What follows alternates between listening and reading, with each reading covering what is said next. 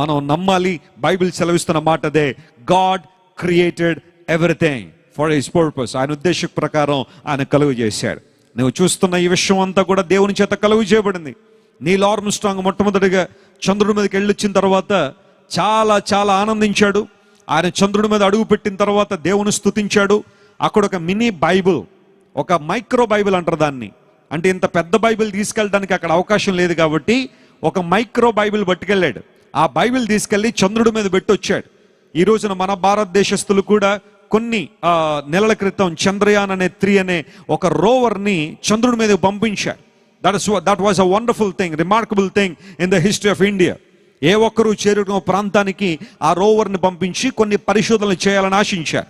అయితే అమెరికా వాళ్ళు కొన్ని సంవత్సరాల క్రితమే మనిషినే పంపించారు. వాళ్ళు నీల్ ఆర్మ్స్ట్రాంగ్ అనబడే వ్యక్తి మొట్టమొదటిగా చంద్రుడి మీద అడుగు పెట్టి వచ్చిన తర్వాత ఆయన అన్నాడు, ఇకపై నేను నాసాలో పని చేయాలని ఆశించట్లేదు అన్నాడు. ఎందుకు ఇంత మంచి జాబ్ వదిలేసుకుంటున్నావు?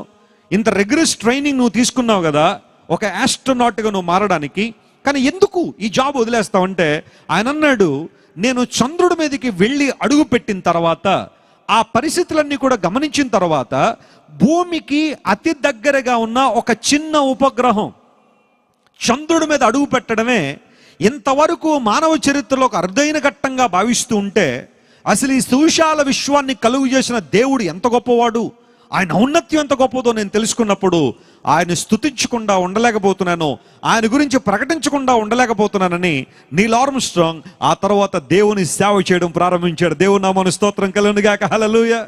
చాలామంది దేవుని సేవకులు అంటే వీళ్ళు ఏదో చాలా తక్కువ వాళ్ళు అనుకుంటారు. చాలామంది దేవుని సేవ చేసేవాళ్ళు, దేవుని వాక్యం బోధించేవాళ్ళు అంటే వీళ్ళు ఎందుకు పనికిరాక బ్యాగ్ వేసి తిరుగుతున్నారు అనుకుంటారు చాలామంది. నో మై ఫ్రెండ్స్, నా దేవుని సేవించిన వారిలో, ఆయన సేవ చేసిన వారిలో చాలా చాలా ఉన్నతమైన స్థానంలో ఉన్నవారు కూడా ఉన్నారు. కారణం ఏంటో తెలుసా? దేవుని యొక్క పరిచర్య ఈ లోకంలో అన్ని పనుల కన్నా చాలా ఉన్నతమైన పరిచర్య. హల్లెలూయా. దాన్ని ప్రూవ్ చేశారు చాలా మంది. అంత మాత్రమే కాదు, ప్రపంచ ప్రఖ్యాతిగాంచిన అనేక మంది శాస్త్రవేత్తలు దేవునికి ఉద్దేశాలను వారు కూడా బయట పెట్టారు. సర్వసాధారణంగా టెలిస్కోప్ అనేది ఎవరు కనిపెట్టారని అడిగితే పరీక్షల్లో అందరం రాస్తూ ఉంటాము, ఇటాలియన్ ఫిజిసిస్ట్ గెలీలియో ఆయన టెలిస్కోప్ కనిపెట్టాడని. పూర్వదినాల్లో ఆయన టెలిస్కోప్ కనిపెట్టినప్పుడు ఒక చిన్న గొట్టంలాగా ఉండేది.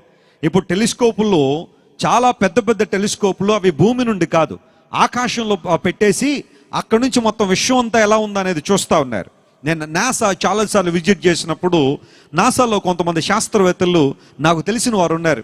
వారితో 1-on-1 మాట్లాడుతుంటే వారు చెబుతున్నారు, వెస్లీ గారు, హబుల్ టెలిస్కోప్ కన్నా చాలా ఉన్నతమైన టెలిస్కోప్ మేము ఇప్పుడు తయారు చేస్తున్నాము.